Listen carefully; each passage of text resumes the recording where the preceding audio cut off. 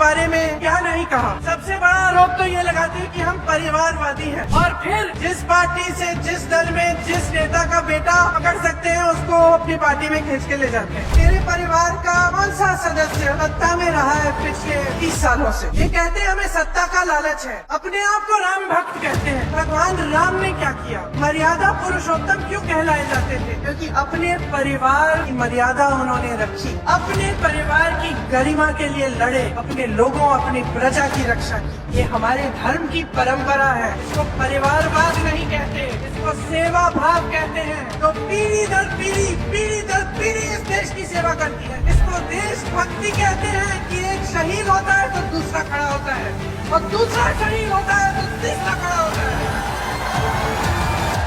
और तीसरा शहीद होगा तो चौथा खड़ा होगा। आप हमें नहीं चाहते तब भी हम सेवा करेंगे, हम मांगेंगे नहीं, हम जितना कर सकते हैं हम करेंगे। एक सच्ची आस्था होती है, एक सच्ची श्रद्धा होती है। ये मोदी जी नहीं समझ पाएंगे, आप समझोगे, क्योंकि आपने सरहद पे अपने बेटों को भेजा है। कुमाऊं रेजिमेंट, गढ़वाल रेजिमेंट के बेटे इस देश के लिए पीढ़ी दर पीढ़ी शहीद हुए हैं।